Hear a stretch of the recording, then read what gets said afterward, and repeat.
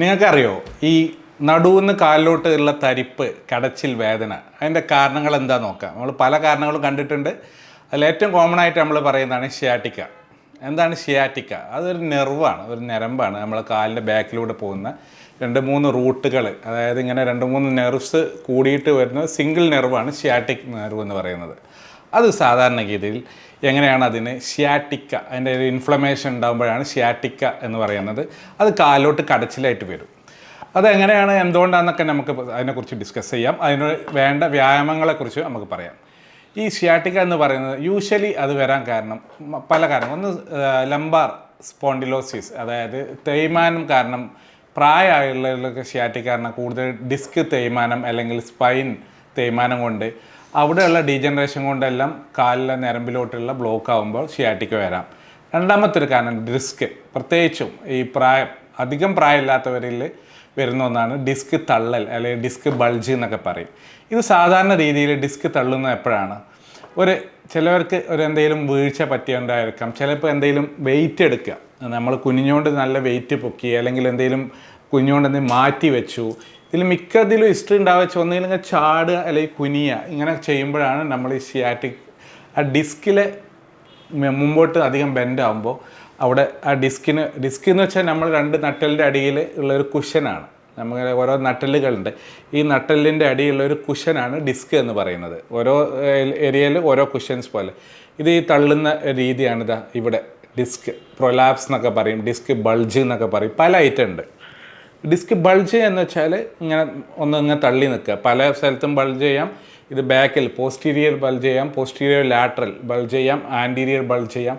സാധാരണ ഇതിൽ posterior lateral bulge ചെയ്യുമ്പോൾ ഇത് നമ്മളെ കാലിലോട്ട് സ്പൈനൽ കോഡിൽ ഓരോ നെർവ്സ് ഇങ്ങനെ പോകുന്നുണ്ട്. ഈ നെർവ്സ് കാലിലോട്ട് പോകുമ്പോൾ അതിന്മേ ഈ ബൾജ് ചെയ്യുന്ന ഇത് തട്ടിയാൽ നമുക്ക് ഷിയാറ്റിക്ക അനുഭവപ്പെടാം. പ്രത്യേകിച്ച് ഈ L4, L5, S1 എന്നുള്ള ഏരിയയിലൊക്കെയാണ് ഇത് കമ്പൈൻ ചെയ്തിട്ടാണ് നമ്മുടെ ഷിയാറ്റിക് നെർവ് ഫോം ചെയ്യുന്നത്. ഈ നെർവ് നമ്മൾ ബാക്കിലോട്ട് ഇങ്ങനെ വന്നിട്ട് അതിൻ്റെ ഡെർമറ്റോമൽ ഡിസ്ട്രിബ്യൂഷൻ എന്ന് പറയും. എന്ന് വെച്ചാൽ ഡെർമറ്റോമൽ എന്ന് വെച്ചാൽ ഡെർമറ്റോളജി, ഡെർമ എന്നൊക്കെ പറഞ്ഞ സ്കിന്ന്, ഇതിന് റൂട്ട് ഉണ്ടാവും. ആ സ്കിന്നിലൂടെ ആ ഏരിയയിലൂടെ മാത്രമാണ് അതിന് പെയിൻ വരിക. സാധാരണ ഇതിൽ L5, ഇപ്പോൾ L5 ഏരിയയിലുള്ള ഡിസ്ക് ബൾജ് ആണെങ്കിൽ അതിൻ്റെ വേദന നമ്മൾ തുടയുടെ സൈഡിലൂടെയും മുട്ടുകാലിൻ്റെ സൈഡിലൂടെയൊക്കെ വരും. അപ്പോൾ അതേപോലെ തള്ളവരൻ്റെ അങ്ങോട്ടൊക്കെ വരും. നേരെ മറിച്ച് S1 താഴത്താണെങ്കിൽ നമ്മുടെ ബട്ടക്സിൻ്റെ ബാക്കിലൂടെ, തുടയിൻ്റെ ബാക്കിലൂടെ അങ്ങനെ വരും. അതേപോലെ L4 ആണെങ്കിൽ തുടയുടെ ഉള്ളിലോട്ടും മേലോട്ടൊക്കെ വരിക. ഇതൊക്കെ എന്ന് വെച്ചാൽ ഡെർമറ്റോമൽ ഡിസ്ട്രിബ്യൂഷൻ, ഓരോ ഞരമ്പ് സപ്ലൈ ചെയ്യുന്ന സെൻസറി മോട്ടോർ ഡിസ്ട്രിബ്യൂഷനാണ് ഈ ഡെർമറ്റോമൽ ഡിസ്ട്രിബ്യൂഷൻ എന്ന് പറയുന്നത്. ഇങ്ങനെയാണ് ഷിയാറ്റിക്ക പ്രസൻറ്റ് ചെയ്യാറ്. എന്നാൽ ചില ആളുകൾക്ക് ഈ ഡിസ്ക് തള്ളുമ്പോൾ തന്നെ ചിലവർക്ക് വേദന ഉണ്ടാവും. ഈ ഡിസ്ക് എന്ന് വെച്ചാൽ ജെല്ലി പോലത്തെ ഒരു സംഭവം, നല്ല ഹാർഡൊന്നുമല്ല. നമ്മൾ 2 എല്ലിൻ്റെ അടിയിലുള്ള കുറച്ച് മീഡിയം ഹാർഡ് ജെല്ലി പോലെയാണ്. അത് ഓവർ പ്രഷർ, ഡിസ്കിൻ്റെ പ്രഷർ കൂടുമ്പോൾ, ഡിസ്കിൻ്റെ പ്രഷർ കൂടുന്ന കുറച്ച് പൊസിഷൻസ് ഉണ്ട്. മുന്നോട്ടാഞ്ഞ് ജോലി എടുക്കുക, എപ്പോഴും ഇതാക്കുക, നമ്മൾ ഓവർ വെയിറ്റ് കൂടുക. ഇപ്പം നമുക്ക് നല്ല തടിയുള്ള ആളുകൾ, വയറ് കൂടിയ ആളുകളൊക്കെ ആണെങ്കിൽ ഒത്തിരി പ്രഷർ ഇങ്ങനെ ഇങ്ങോട്ട് വരും. നമ്മുടെ വയറൊക്കെ ഈ മുൻഭാഗത്താണ് ഉള്ളത്. ഇങ്ങനത്തെ ആളുകൾക്കൊക്കെ ഒത്തിരി പ്രഷർ വരും. അങ്ങനെ ഒരു മുന്നോട്ട് കുനിഞ്ഞ് സ്ഥിരമായിട്ട് ജോലി എടുക്കുന്നവർ, വെയിറ്റ് എടുക്കുന്നവർ, പെട്ടെന്ന് സ്ഥിരമായിട്ട് ജോലി ചെയ്യാത്തവർ, നല്ല ഹെവി ആയിട്ടുള്ള ഫ്രണ്ടിലോട്ട് കുനിഞ്ഞിട്ടുള്ള വെയിറ്റ് എടുക്കുന്നവർ, ഇങ്ങനെയൊക്കെ വരുമ്പോൾ ഡിസ്കിൻ്റെ over pressure, intra discal pressure കൂടും. അതിങ്ങനെ കൂടുമ്പോൾ ഒന്ന് തള്ളുന്ന എല്ലാവർക്കും വേദന ഉണ്ടാകത്തില്ല. 2-3 ഉണ്ട്. അതിൻ്റെ ഉള്ളിലുള്ള ഇതുണ്ട്, നമ്മളെ കെമിക്കൽസ് ഉണ്ട്, ഈ പ്രോട്ടോഗ്ലൈക്കൻസ്, സൈറ്റോകൈൻസ് എന്നൊക്കെ പറയും. അവരൊക്കെ പുറത്തോട്ട് ലീക്കായിട്ട് ആനുലാർ ടിയർ, അതായത് ഡിസ്കിന് കീറൽ സംഭവിച്ചിട്ട് അത് ഇൻഫ്ലമേഷൻ ഉണ്ടാക്കുമ്പോൾ നമ്മളുടെ കാലിലോട്ടുള്ള ഓരോ ഞരമ്പിലോട്ട് അത് ഇറിറ്റേറ്റ് ചെയ്യും. അങ്ങനെയാണ് കാലിലോട്ട് പെയിൻ ഉണ്ടാക്കുന്നത്. എല്ലാ ഡിസ്കും കാലിലോട്ട് വേദന ഉണ്ടാക്കണമെന്നില്ല. ഡിസ്ക് ഇപ്പോൾ ചിലവർക്കൊക്കെ MRI എടുത്താൽ, ബാക്ക് പെയിൻ MRI എടുത്താൽ ചിലപ്പോൾ ഡിസ്ക് തള്ളിയിട്ടുണ്ടാകും. പക്ഷേ അത് ഈ കാലിലോട്ടുള്ള നെർവ് റൂട്ട്, നമ്മൾ പറയുന്ന കാലിലോട്ടുള്ള ഞരമ്പിനോട്ട് തട്ടിയോണമെന്നില്ല. ഞരമ്പിലോട്ട് തട്ടുമ്പോഴാണ് കാലിലോട്ട് വരുന്നത്. ചിലപ്പം അതുവരെ ഞരമ്പ് തട്ടിയിട്ടില്ലെങ്കിൽ നമുക്ക് ബാക്കിലോട്ടാണ് വരുന്നത്. അതിന് നമ്മൾ ഡിസ്കോജനിക് പെയിൻ എന്നൊക്കെ പറയും. അതുപോലെ തന്നെ എല്ലാ ബാക്ക് വേദനയും ഡിസ്ക് വേദനയല്ല, അല്ലെങ്കിൽ എല്ലാ കാലിലോട്ടുള്ള വേദനയും ഷിയാറ്റിക്കയല്ല. ഈ വേറെ പല ജോയിൻ, ഇവിടെയുള്ള മസിൽ, പ്രത്യേകിച്ച് നമ്മുടെ ബാക്കിലുള്ള പാരാസ്പൈനൽ മസിൽസ്, QL മസിൽസ്, അങ്ങനെ ഒത്തിരി സോസ് മസിൽസ്, ഒത്തിരി മസിൽസ് ഉണ്ട്, നമ്മളെ ഗ്ലൂട്ടിയസ് മസിൽസ്. ഇതിനൊക്കെ ഉണ്ടാകുന്ന പൊസിഷനൽ, നമ്മളെ എർഗണോമി, സ്ഥിരമായിട്ട് വർക്ക് ചെയ്യുമ്പോൾ കുനിഞ്ഞിരിക്കുക, നിന്നിരിക്കുക, കുറേ ടൈം ഡെയിലി സ്കൂട്ടർ ഓടിക്കുക, അങ്ങനത്തെ ഒക്കെ വരുന്ന ചിലപ്പോൾ മസിൽ സ്പ്രെയിൻ എല്ലാം വരാം. ഇത് കാരണവും നമുക്ക് ബാക്ക് പെയിൻ ഉണ്ടാവാം. അപ്പോൾ ഷിയാറ്റിക്ക എന്ന് പെട്ടെന്ന് നമുക്ക് ഡയഗ്നോസ് ചെയ്യുമ്പോൾ എപ്പോഴാണ് നമ്മൾ ഇത് ശ്രദ്ധിക്കേണ്ടതെന്ന് വെച്ചാൽ, ഇതിന് കുറേ ഫ്ലാഗ് സിംറ്റംസ് ഉണ്ട്. അതായത് നമുക്ക് വേദന ഉണ്ട്, നമ്മൾ എപ്പോഴാണ് ഇത് ഡോക്ടറെ കാണിക്കേണ്ടത്? ചെറിയൊരു വേദനയാണ്, ഊരവേദനയാണ്, അപ്പോൾ നമ്മളൊന്ന് സാധാരണ രീതിയിലൊരു പെയിൻ കില്ലർ ജെല്ല്, വോളിനി, ഡൈക്ലോഫെനാക് ജെല്ലൊക്കെ ഒന്ന് അപ്ലൈ ചെയ്യും. ചിലപ്പോൾ നല്ല പെയിൻ്റെ പാരസെറ്റമോളൊക്കെ അടിക്കും. എന്നിട്ടൊന്ന് എക്സസൈസൊക്കെ ചിലപ്പോൾ 2-3 ദിവസം റെസ്റ്റ് എടുത്ത് അത് സാധാരണ മാറും. അത് മസ്കുലോസ്കെലറ്റൽ, പ്രത്യേകിച്ച് ഈ മസിൽ സംബന്ധമായിട്ടുള്ള ഇതൊക്കെ ആണെങ്കിൽ എക്സസൈസ് എന്നൊക്കെ ചെയ്താൽ മാറും. എന്നാൽ തേയ്മാനം, ഈ ഡിസ്കിന് അല്ലെങ്കിൽ 2 എല്ലുകൾക്കിടയിലുള്ള ഫാസറ്റ് ജോയിൻറ്റിനുണ്ടാകുന്ന തേയ്മാനത്തൊന്നും പെട്ടെന്ന് മാറിക്കോണമെന്നില്ല. അത് ചിലപ്പോൾ കുറച്ച് ദിവസം കൂടുതൽ മെഡിസിൻ എടുക്കേണ്ടി വരും, ഡോക്ടറെ എടുക്കേണ്ടി വരും, ഇത് കാണിക്കേണ്ടി വരും. ഇങ്ങനെയൊക്കെ എടുത്താലേ ചിലപ്പോൾ മാറുള്ളൂ. അപ്പോൾ എന്നിട്ടും മാറുന്നില്ല, കാലിലോട്ട് നല്ല കടച്ചിലുണ്ട്. അതിൻ്റെ അർത്ഥം എന്താ വെച്ചാൽ ഡിസ്ക് നല്ല കംപ്രഷൻ വരുന്നുണ്ട്, കാലിലോട്ടുള്ള ഞരമ്പിലോട്ട് കംപ്രഷൻ വരുന്നുണ്ട്. അതുകൊണ്ട് അത് എത്രത്തോളം കംപ്രഷൻ ഉണ്ട് എന്നുള്ളത് നമ്മൾ നോക്കാം. നല്ല കംപ്രഷൻ ഉണ്ടെങ്കിൽ നമ്മൾ MRI എടുക്കണം. MRI എല്ലാ പെയിനും MRI എടുക്കണ്ട. ചില ആളുകൾ പറയും MRI എന്തിനാണ് എടുക്കുന്നത്, പക്ഷേ MRI എടുക്കണം. അതിനാണ് റെഡ് ഫ്ലാഗ് സൈൻസ് എന്ന് പറയുക. എന്ന് വെച്ചാൽ അർജൻറ്റായിട്ട് നോക്കാനുള്ള കാര്യങ്ങൾ. ഒന്ന്, കാല് എണ്ണി പൊക്കാൻ പറ്റുന്നില്ല, കാലിന് ഭയങ്കരമായിട്ട് വീക്ക്നെസ് വരിക. അതായത് കാലിന് ഈ ഡിസ്ക് നല്ലോണം തള്ളിയിട്ട് നെർവ് ബ്ലോക്ക് ആവുക, അതായത് നെർവിൻ്റെ കണ്ടക്ഷൻ നടക്കുന്നില്ല. ഇതിനാണ് നല്ല മോട്ടോർ പാരസിസ് അല്ലെങ്കിൽ പാരസിസ് എന്നൊക്കെ പറയും. ഇതിന് നമ്മൾ MRI എടുത്തേ പറ്റൂ. എന്നിട്ട് ചിലപ്പം അത് കൂടുതൽ കംപ്രഷൻ നമ്മൾ MRI എടുക്കാതെ നിന്ന് കൂടുതൽ കംപ്രഷൻ ആയാൽ ചിലപ്പോൾ അതിന് വീക്ക്നെസ്സും മസിൽ അട്രോഫി എല്ലാം വരും. രണ്ടാമത്തത്, ഈ മേലെയുള്ള ഈ നെർവ്സ് എല്ലാം നമ്മുടെ സെൻട്രൽ നെർവസ് സിസ്റ്റം അല്ലെങ്കിൽ സ്പൈനൽ കോഡായിട്ട് ബന്ധപ്പെട്ടതാണ്. ഈ നെർവ്സ് നമ്മുടെ മോട്ടോർ പവറിനെ കൺട്രോൾ ചെയ്യുന്നുണ്ട്. എന്ന് വെച്ചാൽ നമ്മൾ മൂത്രം ഒഴിക്കുന്നത്, അതേപോലെ തന്നെ വയറ്റിൽ പോകുന്നത്, ഇതിനൊക്കെ സപ്ലൈ ചെയ്യുന്നത്. നമ്മളിപ്പോൾ മൂത്രം ഒഴിക്കുമ്പോൾ വയറ്റിൽ നിന്ന് പോകുന്നതൊക്കെ നമ്മൾ ടോയ്ലറ്റിൽ പോയി അല്ലെങ്കിൽ ബാത്റൂം പോയി ഇരുന്നാൽ പിന്നെ നമ്മളൊരു കൺട്രോൾ ഉണ്ട്. നമ്മൾ ഓട്ടോണോമിക് സിസ്റ്റം വിത്ത് സെൻട്രൽ നെർവസ് സിസ്റ്റം, ഈ നെർവസ് സിസ്റ്റത്തിന് ഒരു കൺട്രോൾ ഉണ്ട്. ആ കൺട്രോൾ റിലാക്സ് ചെയ്താൽ മാത്രമേ നമുക്ക് വയറ്റിൽ നിന്ന് പോവുള്ളൂ, മൂത്രയ്ക്കാൻ പറ്റുള്ളൂ. അത് കൺട്രോൾ ചെയ്യുന്നത് ഇവിടെ നിന്ന് വരുന്ന നെർവ്സാണ്. ഈ നെർവ്സിനെ കൂടെ ഈ ഡിസ്ക് പ്രഷർ കൂടിയത് കാരണം കൂടുതലായിട്ട് ബാധിച്ചിട്ടുണ്ടെങ്കിൽ അതിനാ പറയുക ഈ കോഡ ഇക്വനസ് സിൻഡ്രോം. കുറേ നെർവ് റൂട്ട്സ് ഉണ്ട്, ഇങ്ങനെ കുറേ വാല് പോലെ, ഒരു കുതിരയുടെ വാല് പോലെയുള്ള നെർവ് റൂട്ട്സ് ഉണ്ട്. അത് കംപ്രഷൻ വന്നാൽ, കോഡ ഇക്വനസ് സിൻഡ്രോം നല്ല കംപ്രഷൻ വന്നാൽ നമുക്ക് വയറ്റിൽ നിന്ന് പോകാനും ഇതിനൊക്കെ ബുദ്ധിമുട്ടുണ്ടാവും. അങ്ങനെ ഉണ്ടാകുമ്പോൾ നമ്മൾ MRI എടുക്കണം. പിന്നെ മൂന്നാമത്തേത്, വയസ്സായിട്ടുള്ള ഒരാളിൽ പെട്ടെന്ന് ബാക്ക് വേദന, ഒന്നും ചെയ്യുന്നില്ല, ഒരു 60-70 വയസ്സായി, ഭയങ്കര ബാക്ക് വേദന, കാലിലോട്ട് വേദന, അതൊക്കെ അസാധാരണമാണ്. അതിൻ്റെ അർത്ഥം അവിടെ കാര്യമായിട്ടുള്ള ഡാമേജ് ഉണ്ടായിട്ടുണ്ട്, എന്തെങ്കിലും പൊട്ടലോ അല്ലെങ്കിൽ എന്തെങ്കിലും ട്യൂമറോ അങ്ങനെയൊക്കെ കാരണം ഇങ്ങനെ വേദന വരാം. അവർക്കും MRI എടുക്കണം. ഓക്കെ, ഇതാണ് 3-4 കാരണങ്ങളുള്ളത്. പിന്നെ ഉള്ളത് വീണു, നല്ല ഹൈറ്റിൽ നിന്ന് വീണു, ഒരു 4 ദിവസം മുമ്പ്, ഒരാഴ്ച മുമ്പ് വീണു, അല്ലെങ്കിൽ ഇന്നലെ വീണു, അല്ലെങ്കിൽ ഇന്ന് വീണു. അതിൻ്റെ ശേഷം കാലിലോട്ട് ഭയങ്കര തരിപ്പ്, കാല് പൊക്കാൻ വയ്യ, നല്ല കടച്ചിൽ. അതിൻ്റെ അർത്ഥം അവിടെ കാര്യമായിട്ട് എന്തോ ഡാമേജ് പറ്റിയിട്ടുണ്ട്. അത് ചിലപ്പോൾ ഒരു എമർജൻസി MRI എടുത്തിട്ട് ചിലപ്പോൾ ഒരു എമർജൻസി ഡീകംപ്രഷൻ സർജറിയൊക്കെ വേണം. ഇതൊക്കെയാണ് MRI എടുക്കേണ്ടത്. പക്ഷേ എന്നാലും നമ്മൾ പെയിൻ ഫിസിഷ്യൻസ് അഡ്വൈസ് ചെയ്യുന്നത്, നിങ്ങൾക്ക് വേദനയുണ്ട്, സിവിയർ വേദനയുണ്ട്, കാലിലോട്ട് ഇങ്ങനെ ഇറങ്ങുന്നുണ്ട്, ഇതിന് MRI എടുക്കുന്നത് ബെസ്റ്റാണ്. എപ്പോൾ? സാധാരണ ഇതിൽ അതൊരു ക്രോണിക് പെയിനിലോട്ട് കിടക്കുമ്പോൾ. നമ്മൾ സാധാരണ ഇതിൽ 4 to 6 വീക്സ് എന്ന് പറയും, 1-1.5 മാസം. അതായത് വേദന തുടങ്ങി, മെഡിസിൻ കഴിച്ചു, റെസ്റ്റ് എടുത്തു, ഓയിൻമെൻറ്റ് തേച്ചു, കുറയുന്നില്ല.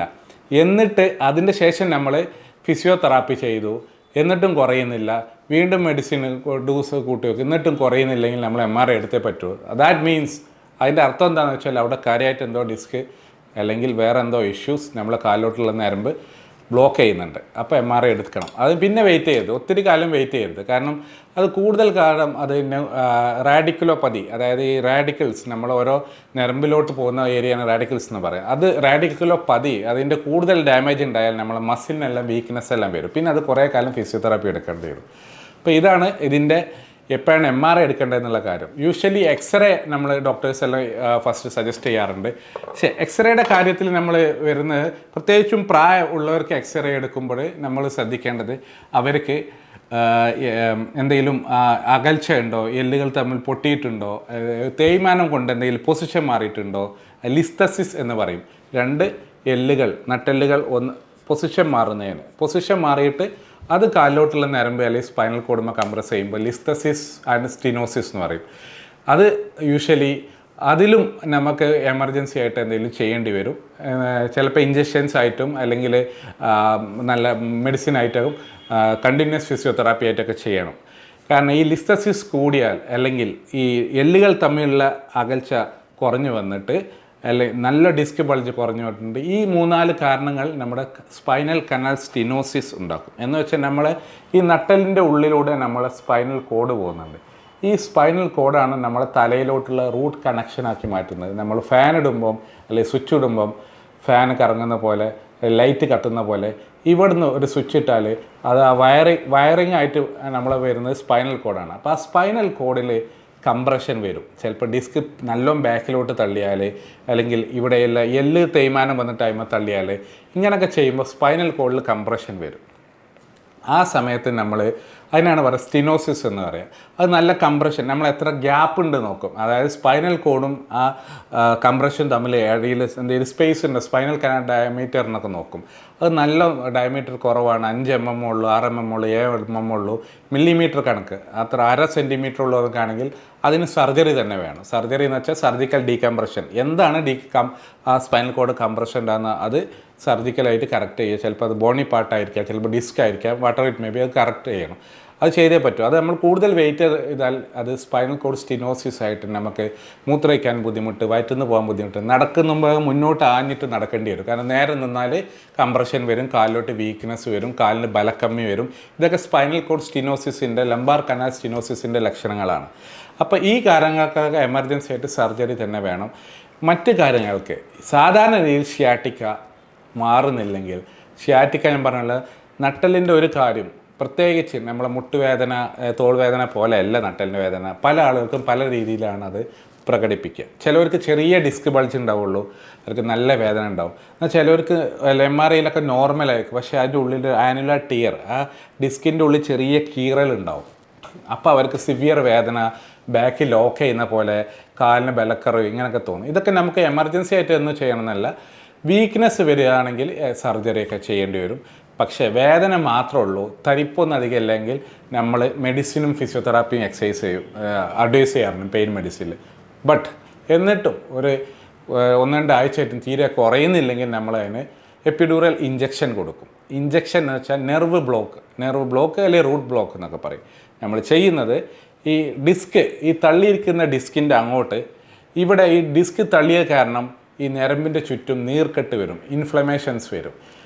ചില ആളുകൾ പറയുന്ന പോലെ എല്ലാ ഡിസ്കും തള്ളലും നോർമലല്ല. ചില ഡിസ്കുകൾക്ക് ആനുലാർ ടിയർ ഉണ്ടാവും. ആനുലാർ ടിയർ വഴി ഡിസ്ക് മെറ്റീരിയൽ പുറത്തോട്ട് വരും, കെമിക്കൽ ഇൻഫ്ലമേഷൻ ഉണ്ടാവും. അവിടെ കെമിക്കൽ മീഡിയേറ്റേഴ്സ് എല്ലാം കൂടും, സൈറ്റോകൈൻസ് എല്ലാം കൂടും. അപ്പോൾ നമ്മൾ നേരിട്ട് ഇവിടെ നീഡിൽ പാസ് ചെയ്ത്, അത് പ്രത്യേകിച്ചും അത് ട്രെയിൻഡ് ആയിട്ടുള്ള ഇൻ്റർവെൻഷണൽ പെയിൻ ഫിസിഷ്യൻസിൻ്റെ അടുത്ത് തന്നെ ചെയ്യണം. കാരണം അല്ലെങ്കിൽ ട്രെയിൻഡ് ആയിട്ടുള്ള സ്പൈൻ സർജൻ അല്ലെങ്കിൽ ന്യൂറോ സർജൻ്റെ ചെയ്യുന്നത്. കാരണം എന്താ വെച്ചാൽ ഇവിടെ നമ്മൾ ഇമ്പോർട്ടൻറ്റ് സ്ട്രക്ചേഴ്സ് ഒരുപാടുണ്ട്. സ്പൈനൽ കോഡ് ഉണ്ട്, മറ്റ് ചെറിയ വെർട്ടിബ്രൽ സ്പൈനൽ ആർട്ടറീസ് ഉണ്ട്. ഇതിനെല്ലാം എന്തെങ്കിലും ഡാമേജ് പറ്റിയാൽ അതെല്ലാം ഭയങ്കര സീരിയസ് കോംപ്ലിക്കേഷൻ ഉണ്ടാക്കും. അപ്പോൾ ട്രെയിൻഡ് ആയിട്ടുള്ള ഇൻ്റർവെൻഷൻ പെയിൻ ഫിസിഷ്യൻസ് മാത്രമേ എപ്പിഡ്യൂറൽ ഇഞ്ചക്ഷൻ എടുക്കാൻ പാടുള്ളൂ. അല്ലെങ്കിൽ ട്രെയിൻഡ് ആയിട്ടുള്ള സ്പൈൻ സർജൻ, ന്യൂറോ സർജൻസിൻ്റെ മാത്രമേ എപ്പിഡ്യൂറൽ ഇഞ്ചക്ഷൻ്റെയൊക്കെ അഡ്വൈസ് ചെയ്യുള്ളൂ. അപ്പോൾ അത് ചെയ്താൽ നമ്മൾ ഡയറക്റ്റായിട്ട് മരുന്ന് കൊടുത്താൽ അവിടെയുള്ള ഈ ഡിസ്ക്, ഈ നെർവ്സ്, കാലിലോട്ടുള്ള റൂട്ടിലോട്ട് തട്ടിയിട്ടുള്ള ഇൻഫ്ലമേഷൻ കാരണമുള്ള വേദന, കാലിലോട്ട് കടഞ്ഞിരിക്കുന്ന വേദന, നമ്മൾ പെയിൻ കില്ലറല്ല കൊടുക്കുന്നത്. ഇത് റെഡ്യൂസ് ചെയ്യാനുള്ള ലോഡോസ് സ്റ്റിറോയിഡ് വിത്ത് ലോക്കൽ അനസ്തെറ്റിക് മെഡിസിൻ കൊടുക്കുമ്പോൾ അത് ഈ ഡിസ്കും, ഈ ഒലിക്കുന്ന ഡിസ്കും അല്ലെങ്കിൽ കാലിലോട്ടുള്ള നെർവ് റൂട്ട്സും തമ്മിലുള്ള ആ ഒരു ഇൻഫ്ലമേഷൻ കാരണമുള്ള ഇറിറ്റേഷൻ ഒഴിവാക്കിയിട്ട് ഒന്ന് വേദന മെല്ലെ മെല്ലെ കുറഞ്ഞു വരും. പക്ഷേ ഇതെല്ലാവർക്കും ചെയ്യാൻ പറ്റില്ല. നമ്മൾ ഡിസ്ക് ഡയമീറ്റർ MRIയിൽ നോക്കിയിട്ട് എത്രത്തോളം ഡിസ്ക് തള്ളിയിട്ടുണ്ട്, അവിടെ മെഡിസിൻ പോകാനുള്ള ഡയമീറ്റർ ഉണ്ടോ, അല്ലെ അത് ഏത് ഏരിയയിലെ തള്ളി. ചിലപ്പോൾ ഈ ഫൊറാമിനൽ സ്റ്റിനോസിസ് ഉണ്ടാവും, നല്ല സിവിയർ സ്റ്റിനോസിസ് ഉണ്ട്. അതായത് കാലിലോട്ടുള്ള നരമ്പ് റൂട്ട് വരുന്ന ഏരിയയിലൊക്കെ നല്ലതായിട്ട് ബ്ലോക്ക് ആയിട്ടുണ്ട്. അങ്ങനത്തെവർക്കൊന്നും ഫുള്ളായിട്ട് റിസൾട്ട് ആയിക്കോണമെന്നില്ല. ബട്ട് എന്നാലും പുതിയ സ്റ്റഡി പ്രകാരം ഒരു പ്രാവശ്യം ഇഞ്ചക്ഷൻ ചെയ്തിട്ട് കുറയുന്നില്ലെങ്കിൽ പിന്നെ നമുക്ക് അവർക്ക് ന്യൂക്ലിയോപ്ലാസ്റ്റി, ലേസർ ന്യൂക്ലിയോപ്ലാസ്റ്റി, ഓസോൺ ന്യൂക്ലിയോപ്ലാസ്റ്റി, അതേപോലെ PRP ഇങ്ങനത്തെ കാര്യങ്ങളെല്ലാം ചെയ്യാം. ഇതൊന്നും ചെയ്തിട്ട് റെഡി ആകുന്നില്ലേ പിന്നെ നമ്മൾ സർജിക്കൽ ഡീകംപ്രഷൻ തന്നെ വേണം. അല്ലെങ്കിൽ നേരിട്ട് സർജിക്കൽ ഡീകംപ്രഷൻ വരുമ്പോൾ രണ്ട് കാര്യങ്ങൾ എന്താ വെച്ചാൽ നല്ല കംപ്രഷനുണ്ട്, നല്ല ഡയമീറ്റർ വളരെ കുറവാണ്, ഇങ്ങനത്തെ കാര്യങ്ങളിലൊക്കെ നമ്മൾ സർജിക്കൽ ഡീകംപ്രഷൻ തന്നെ ചെയ്യണം. പക്ഷേ ഇത് നമ്മൾ ഇഞ്ചക്ഷൻ ചെയ്ത ഉടനെ വേദന കുറയില്ല, മെല്ലെ മെല്ലെ കുറയുള്ളൂ. അതിൻ്റെ കൂടെ തന്നെ ഫിസിയോതെറാപ്പി എക്സസൈസ് എല്ലാം ചെയ്യണം, ഷുഗർ കൺട്രോൾ ചെയ്യണം, വേറെ ഇൻഫ്ലമേഷൻ ഒന്നും ഉണ്ടാകാൻ പാടില്ല. അപ്പോൾ ഇത്രയും കാര്യമാണ് ഇതിൻ്റെ മാനേജ്മെൻറ്റ് എന്ന് പറയുന്നത്. അതിൻ്റെ കൂടെ തന്നെ നമ്മൾ ഫിസിയോതെറാപ്പി എക്സസൈസ് എല്ലാം ചെയ്താൽ മാത്രമേ ഇത് റെഡി ആവുള്ളൂ. കാരണം എന്താ വെച്ചാൽ നമ്മൾ ഈ നട്ടെല്ലെന്ന് പറഞ്ഞ ഒരു തൂണാണ്, നമ്മളൊരു മുള എന്നൊക്കെ പറയുന്നത്, ബാമ്പു എന്നൊക്കെ പറയുന്നത്, അങ്ങനെ അടുക്കി വെച്ചിരിക്കുക. ഇതിൽ നിന്ന് ഒരു സാധനം പോലും നമുക്ക് മാറ്റി വെക്കാൻ അത്ര ഈസി അല്ല. നമുക്ക് ഹാർട്ട് മാറ്റി വെക്കാം, ലിവർ, കിഡ്നി, മുട്ട് മാറ്റി വെക്കാം. പക്ഷേ ഇതിൽ നിന്ന് ഒരു പീസ് മാറ്റി വെക്കാൻ ഭയങ്കര ബുദ്ധിമുട്ടാണ്. അപ്പോൾ അതാണ് ഇതിന് എത്രയും സപ്പോർട്ട് കൊടുക്കുക. ഇതിലൂടെ മസിലുണ്ട്, പാരാസ്പൈനൽ മസിലുണ്ട്, ക്വാഡ്രാറ്റസ് ലംബോറം എന്ന് പറഞ്ഞ മസിലുണ്ട്, മറ്റുള്ള സ്വാസ് മസിലിൽ ഒത്തിരി സപ്പോർട്ടുണ്ട്. ഇതിൽ കുറേ ലിഗമെൻറ്റ്സ് ഉണ്ട്. ഇതൊക്കെ അങ്ങനെ പിടിച്ച് നിർത്തിയിരിക്കുക ഒരു ഹൈറ്റുള്ള സാധനത്തിന്. അപ്പോൾ അത്രയും ഒരു പ്രൊട്ടക്റ്റ് ചെയ്യുന്ന സാധനമാണ് നമ്മുടെ സ്പൈനൽ കോഡിനെ പ്രൊട്ടക്റ്റ് ചെയ്യുന്ന സാധനം, നമ്മുടെ ബോഡീനെ പ്രൊട്ടക്റ്റ് ചെയ്യുന്ന സാധനം, എപ്പോഴും മൂവ് ചെയ്യുന്ന സാധനമാണ്. അപ്പോൾ അതിൻ്റെ കൂടെ തന്നെ ഫിസിയോതെറാപ്പി ചെയ്യണം, നമ്മൾ പോസ്ചർ കറക്റ്റ് ചെയ്യണം, നമ്മൾ ഇതിനോട്ട് ഡിസ്കിൻ്റെ പ്രഷർ കൂട്ടുന്ന ജോലികൾ, അതുപോലെയുള്ള പോസ്ചറുകളൊക്കെ കറക്റ്റ് ചെയ്തിട്ട് നല്ല ഫിസിയോതെറാപ്പി റീഹാബിലിറ്റേഷനും കൂടെ ചെയ്താലേ ഇത് കുറയുള്ളൂ. പക്ഷേ എല്ലാവർക്കും ഇഞ്ചക്ഷൻ പറ്റില്ല. അക്യൂട്ടായിട്ടുള്ള പെട്ടെന്നുള്ള വേദന, ഇപ്പം നിങ്ങൾക്കൊരു ഒരാഴ്ച ആയിട്ടുള്ള വേദന അല്ലെങ്കിൽ ഒരു മാസമായിട്ടുള്ള വേദനയൊക്കെയാണെങ്കിൽ നല്ല റിസൾട്ട് ഉണ്ടാവും. നേരെ വെച്ച് നിങ്ങൾക്ക് കുറേ വർഷങ്ങൾ പഴക്കമുള്ള വേദനയാണെങ്കിൽ അത്രയും റിസൾട്ട് ഉണ്ടായിക്കോണമെന്നില്ല. കാരണം ആ ഡിസ്ക് എല്ലാം അവിടെ ഹാർഡായിട്ട് പറ്റി പിടിച്ചിട്ടുണ്ടാവും. സോ അത് പെട്ടെന്ന് മാറിക്കോണമെന്നില്ല. എന്നാലും ഒരു 50-60% എല്ലാം കുറയും. നല്ല ഇതിൻ്റെ ടൈം കുറയും തോറും, അതായത് അക്യൂട്ട് കേസുകൾക്ക് കൂടുതൽ റിസൾട്ട് ഉണ്ടാവാറുണ്ട്. ഓക്കെ, അപ്പോൾ ഇത്രയാണ് ഷിയാറ്റിക്ക അല്ലെങ്കിൽ ഡിസ്ക് റിലേറ്റഡ് ആ പെയിനുകളെ കുറിച്ച് പറയാനുള്ളത്. ഇതിനെക്കുറിച്ചുള്ള ഫിസിയോതെറാപ്പി, ഇതിനെ ഇവിടെ നട്ടെല്ല് ബലപ്പെടുത്താൻ എന്തൊക്കെ എക്സസൈസ് ചെയ്യണം, എങ്ങനെയൊക്കെ സാധനങ്ങൾ നമ്മൾ കുനിഞ്ഞുകൊണ്ട്, ഇപ്പോൾ ഒരു സാധനം നിലത്തുനിന്ന് ഒരു വെയിറ്റുള്ള സാധനം കുനിഞ്ഞുകൊണ്ട് എടുക്കുമ്പോൾ ഡിസ്കിൻ്റെ പ്രഷർ ഭയങ്കരമായിട്ട് കൂടും. ആ പ്രഷർ കൂടുമ്പോൾ ഇൻട്രാഡിസ്കൽ പ്രഷർ കൂടുമ്പോൾ അത് വീണ്ടും നെർവ് റൂട്ടിലോട്ട് കംപ്രഷൻ വരാനും സാധിക്കുന്നുണ്ട്. അതേപോലെ തന്നെ പ്രായം തോറും നമ്മുടെ ഡിസ്ക്, ഞാൻ പറഞ്ഞ ജെല്ല് പോലെ സാധനമെന്ന് പറഞ്ഞില്ലേ, ഒരു ജെല്ല് നമ്മൾ ഫ്രീസറിൽ വെച്ചാൽ അതിങ്ങനെ ഹാർഡായിട്ടിരിക്കും. അതേപോലെ തന്നെ ഹാർഡായിട്ട് അതിന് ഡീഹൈഡ്രേഷൻ വരാം. അപ്പോൾ അതുകൂടെ ഉണ്ടാവും. അപ്പോൾ ഇത്തരം കാര്യങ്ങൾ ഒത്തിരി, അതായത് തേയ്മാനം വരാം, എല്ലിന് തേയ്മാനം, പല കാരണം കൊണ്ടും ഈ ഷിയാറ്റിക്ക വരാം, ഡിസ്ക് കാരണമുള്ള വേദന വരാം, ഫാസറ്റ് കാരണമുള്ള വേദന വരാം. അപ്പോൾ ഇതിനൊക്കെ നമുക്ക് പരിപൂർണമായിട്ടുള്ള ചികിത്സ എന്ന് ഒരു ഡിസിപ്ലിനിലും കാണുന്നില്ല. നമുക്ക് കൺട്രോൾ ചെയ്യുക, നമ്മളെ ബുദ്ധിമുട്ടുകൾ കുറയ്ക്കുക, നമ്മളെ കടച്ചിൽ കുറയ്ക്കുക, അല്ല ഇതെല്ലാം മാറ്റിയെടുക്കാൻ പറ്റില്ല. ഡിസ്ക് പുറത്തോട്ട് തള്ളി സർജറി വഴി കട്ട് ചെയ്യാം, അങ്ങനെ തിരിച്ചു മാറ്റിയൊക്കെ അപ്പം എല്ലാം പഴയ പോലെ ആകുന്ന ഒരു ചികിത്സ ഇതിനില്ല, ഒരു വിഭാഗത്തിലുമില്ല. അപ്പം നമുക്ക് ഇതിന് ബുദ്ധിമുട്ട് കുറയ്ക്കുക, നമുക്ക് നമ്മുടെ കാലിനോട്ടുള്ള കടച്ചിൽ കുറയ്ക്കുക, നമ്മൾ ചെയ്യുന്ന ജോലിയിൽ ശ്രദ്ധിക്കുക, അതേപോലെ തന്നെ എന്തെങ്കിലും സാധനങ്ങൾ വെയിറ്റുള്ള സാധനങ്ങൾ എടുക്കുമ്പോൾ ശ്രദ്ധിക്കുക, റെഗുലറായിട്ട് ഇവിടെ ബാക്കിൽ സ്ട്രെങ്തനിങ് കിട്ടാനുള്ള എക്സസൈസ് ചെയ്യുക. ഇങ്ങനെയൊക്കെ ചെയ്തിട്ട് ഒന്ന് ശ്രദ്ധിച്ചെടുത്ത് മെല്ലെ മെല്ലെ സ്റ്റെപ്പായിട്ട് ഈ ഡിസ്ക് റിലേറ്റഡ് അല്ലെങ്കിൽ ഷിയാറ്റിക്ക റിലേറ്റഡ് വേദന മാറ്റാൻ പറ്റുള്ളൂ. ഇതൊന്നും പെട്ടെന്ന് നമുക്കൊരു പനി അല്ലെങ്കിൽ ഷുഗർ മാറ്റുന്ന പോലെ കുറേ ഡോസ് അല്ലെങ്കിൽ മെഡിസിൻ കുടിച്ചാൽ നമുക്ക് കൺട്രോൾ ചെയ്യാൻ പറ്റില്ല. ഇതിന് ടെക്നിക്കലായിട്ട് ഒരുപാട് വശങ്ങളുണ്ട്. മെല്ലെ മെല്ലെ എടുത്താൽ മാത്രമേ ഷിയാറ്റിക്ക നമുക്ക് മാറ്റിയെടുക്കാൻ പറ്റുള്ളൂ. ഇതിന് വേണ്ടിയുള്ള എക്സസൈസുകളും കാര്യങ്ങളെല്ലാം നമ്മുടെ ഫിസിയോതെറാപ്പിസ്റ്റ് നിങ്ങൾക്ക് ഡെമോ ചെയ്യുന്നതാണ്. Thank you. മറ്റൊരു വീഡിയോ ആയിട്ട് നെക്സ്റ്റ് ടൈം കാണാം.